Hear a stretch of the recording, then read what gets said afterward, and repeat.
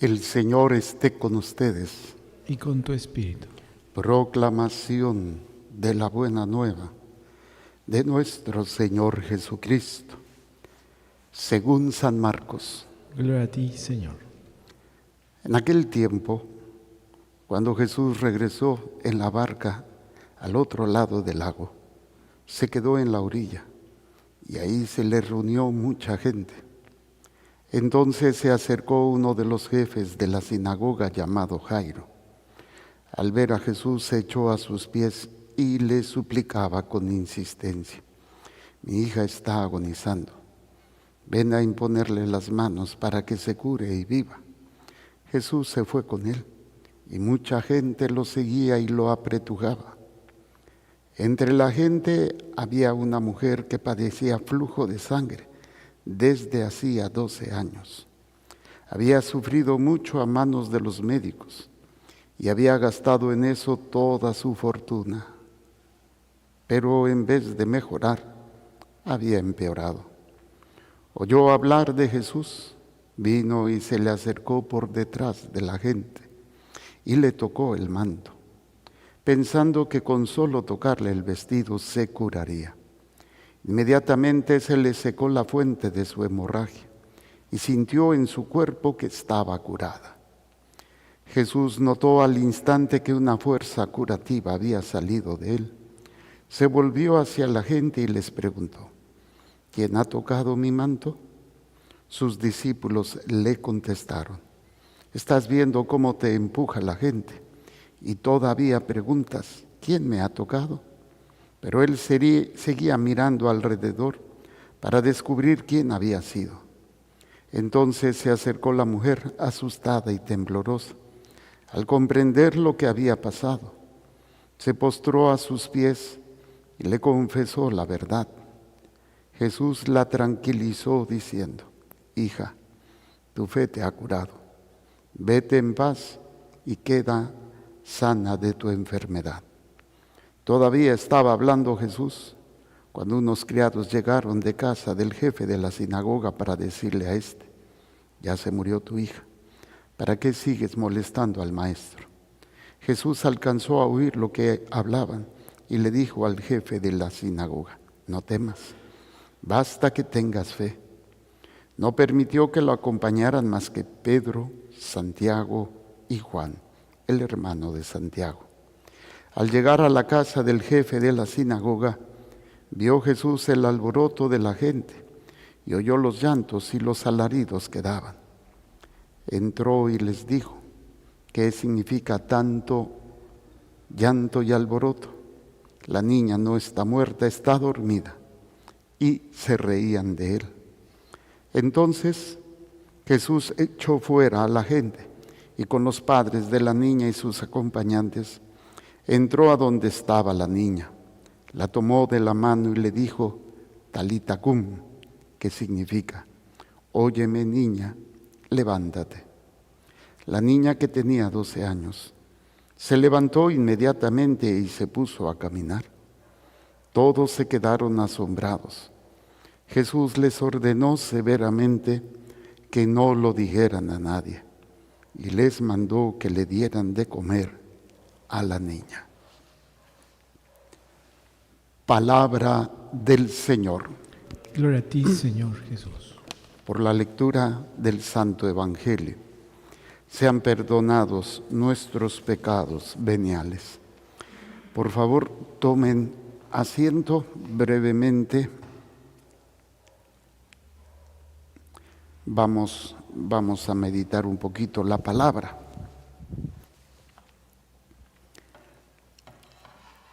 Hoy hay un boom, ¿cómo podría decirle? Una influencia muy grande por buscar la salud del cuerpo.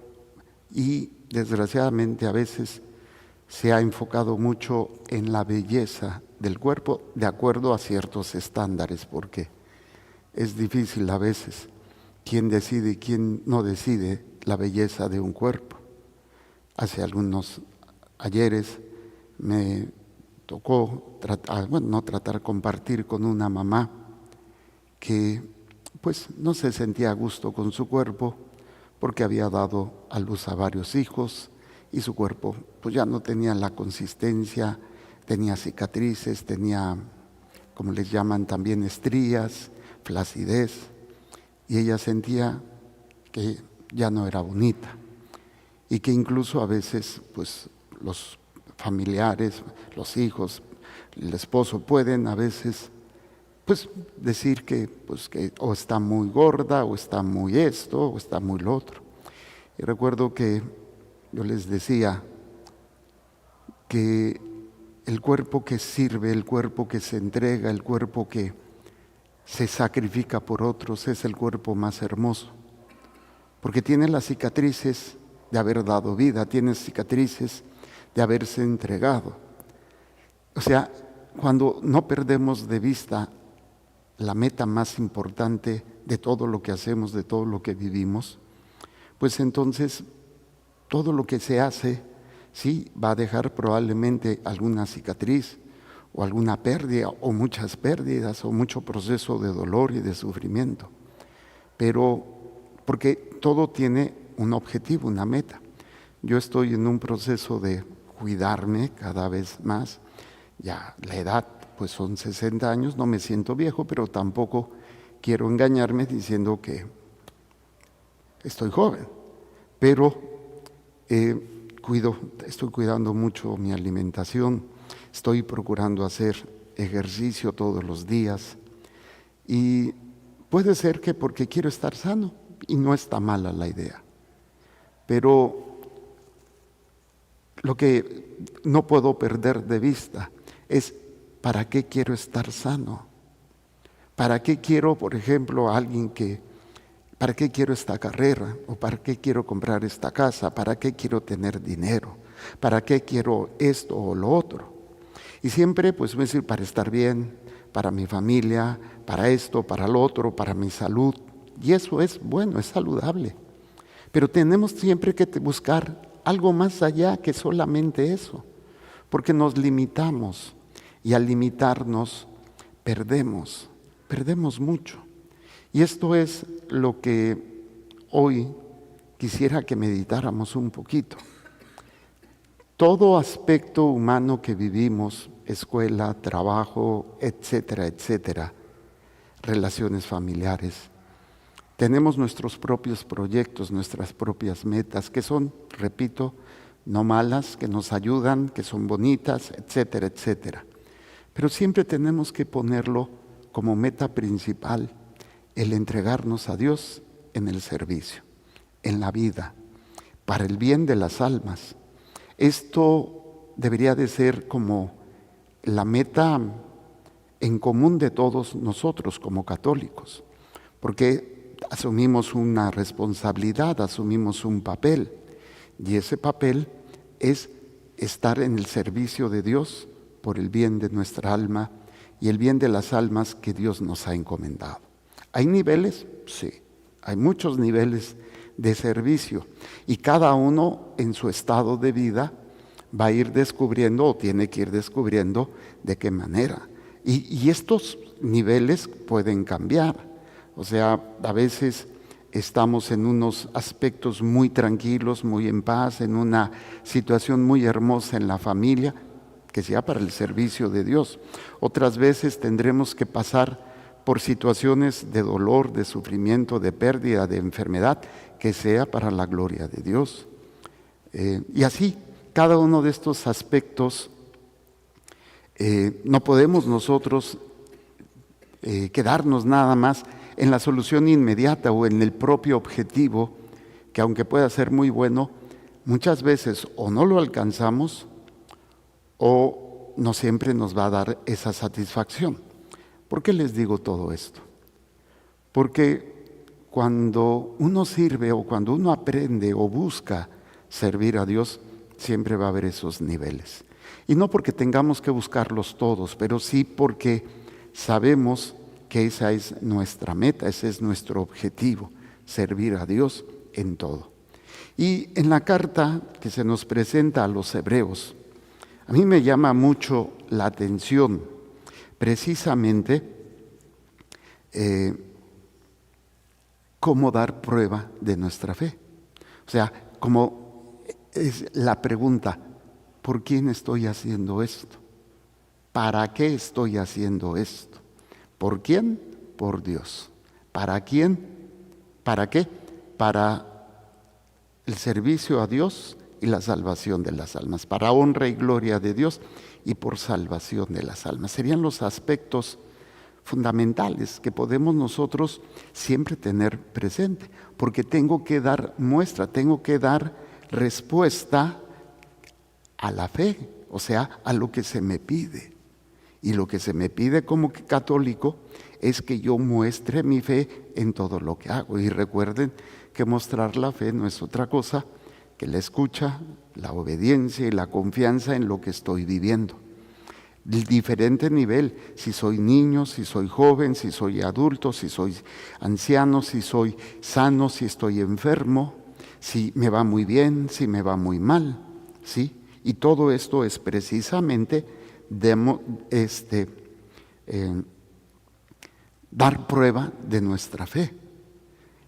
El máximo nivel de dar prueba, y tal vez ninguno de nosotros lo vivamos, es el martirio, derramar la sangre por Cristo, por lo que creemos. Ese es el grado máximo. Sí, rodeados como estamos por la multitud de antepasados nuestros que dieron prueba de fe, de su fe, dejemos todo lo que nos estorba, dejar todo lo que nos estorba. Y ahí es donde a veces empieza el derramamiento, tal vez no de la sangre, pero sí de lágrimas o de sudor, o de derramar, por decir, esa tristeza o ese momento de desconcierto, de sufrimiento, y que sea como una muestra de nuestra fe. Y aquí es donde dice, librémonos del pecado que nos ata. ¿Qué es lo que me impide poder dar prueba de mi fe? El pecado. Porque el pecado me lleva a ser egoísta. El pecado me hace pensar en mí, en lo que yo quiero, siento, me parece, me gusta, etcétera, etcétera. Pero dar muestra de mi fe quiere decir que uno de los aspectos fundamentales es la lucha contra mi pecado, mi propio pecado. Es triste y es peligroso que las personas no vean sus pecados, pero eso sí, veamos los pecados de los demás y los señalemos. Eso es lo más peligroso, en mi humilde opinión, que puede tener un alma, porque se distrae viendo a los demás y su alma se está hundiendo, se está perdiendo, se está destruyendo, pierde uno la paz, pierde uno esa conciencia de decir estoy mal, o tengo que pedir perdón, o tengo que pedir ayuda, o tengo que sanar y dejar atrás lo que me ha lastimado y que no he podido superar. Entonces dice, librémonos del pecado que nos ata, para correr con perseverancia la carrera que tenemos por delante. O sea, todos nosotros corremos una carrera. Algunos llegarán a un nivel y ese es su meta. Otros llegarán a otro nivel y ese es su meta. Sí, pero también muchas veces vamos a ir cambiando de metas porque nuestra vida va cambiando. No somos inmutables, no somos siempre lo mismo y no enfrentamos siempre lo mismo. Pero siempre nuestra máxima meta es derramar lo que tenga que derramar por mi fe. Y lo máximo, decimos, es el martirio. Pero ¿cuántas lágrimas se pueden derramar? ¿Cuántos sudores? ¿Cuántos momentos de dolor, de tristeza se pueden derramar por nuestra fe? Y dice, para correr con perseverancia la carrera que tenemos por delante, fija la mirada en Jesús, autor y consumador de nuestra fe. Entonces, ¿dónde está mi mirada? En Jesús. Todo lo que yo busque, todo lo que yo haga, todo lo que yo esté realizando mi mirada en Jesús, mi mirada en Jesús. Esto es lo fundamental. El sacerdote cuando celebra la misa, antiguamente cuando se celebraba, o yo la celebraba frente al sagrario, pues yo tenía fija mi mirada en la cruz grande. Cuando uno lo celebra, como se celebra actualmente, hay que poner una cruz en el altar para recordarnos que es un sacrificio y que nuestra mirada está en Cristo. ¿Para qué cargamos un crucifijo o una crucecita? Para recordarnos que nuestra mirada está en Cristo. Todas esas imágenes de estampitas, devocionarios que tenemos colgados, pegados, es para recordarnos que nuestra mirada debe de estar en Cristo. Y luego dice, Él en vista del gozo que se le proponía, aceptó la cruz sin temer su ignominia. Y por eso está sentado a la derecha. Aceptó esa cruz. Ahora, mediten pues en el ejemplo de aquel que quiso sufrir tanta oposición de parte de los pecadores. Y no se cansen ni pierdan el ánimo. O sea, aquí ya nos está diciendo que va a llegar cansancio y va a llegar el desánimo. Nos está advirtiendo. Y es con lo que termino, dice, porque todavía no han llegado ustedes a derramar su sangre en la lucha contra el pecado. Entonces, repito, a lo mejor no vamos a derramar la sangre, a lo mejor algunos sí. En la lucha contra el pecado, en la lucha por la salvación de las almas, en la lucha por darle gloria a Dios. Pero entonces cuando estoy viviendo algo, Señor, derramo este momento, mi tristeza, mi dolor, mi enfermedad, en la lucha contra el pecado, contra mi propio pecado y el pecado de mi familia, porque estoy luchando, porque no pierdo de vista. Entonces todo lo que voy viviendo, todo lo que voy enfrentando, se convierte en una lucha. Se convierte en un arma poderosa en contra de la lucha del pecado. Y entonces ya no soy el centro, y pobrecito de mí, me duele, miren lo que he sufrido, lo que me ha pasado, y me convierto en un luchador, en un guerrero, en una persona que toma conciencia que tiene que derramar todo en la lucha por la salvación del alma. Y si estamos luchando por el alma, es como consecuencia que estamos luchando contra el pecado. Cuando vemos en el Evangelio que Jesús en varias ocasiones realiza milagros, aquí vemos dos, la mujer hemorroísa y la hija de Jairo. A veces se nos olvida que estos milagros, la función principal era que el pueblo tuviera su mirada hacia Jesús. Y sabemos que desgraciadamente no siempre fue así, tanto así que lo abandonaron y lo crucificaron. Pero después del Espíritu Santo, mucha de esta gente aprendió a tener su mirada en Jesús. Entonces, ya sea en el nivel que te toque, por ejemplo, el servicio diario, en tu casa, en el trabajo, lo que haces, ahí estás derramando tu cansancio, tu dolor, tu sudor, en la lucha del pecado. Porque lo haces tú, aunque tú digas, ¿qué tiene que ver el lavar la ropa? ¿Qué tiene que ver el limpiar la casa? ¿Qué tiene que ver el estudiar, el presentar un examen? ¿Qué tiene que ver la enfermedad que estoy viviendo? Muy sencillo. Como no pierdo de vista la mirada de Cristo, entonces esa es mi meta, Él es mi meta, y yo quiero luchar por la salvación de mi alma y la salvación de las almas de los demás. Entonces, ya tengo claro que a lo mejor no derramo sangre, no me toca el martirio, pero sí me va a tocar derramar lo que tenga que derramar en la lucha. Entonces, tus niveles de servicio, tus niveles, tus logros y tus fracasos, tus alegrías y tristezas, tus placeres y dolores, se vuelven derramamiento, porque yo lo ofrezco, porque he decidido que mi matrimonio, he decidido que mi enfermedad, he decidido que en esta situación lo ofrezco en ese servicio, en la lucha por salvar mi alma y las almas que Dios nos ha encomendado. Hagamos un momento de silencio.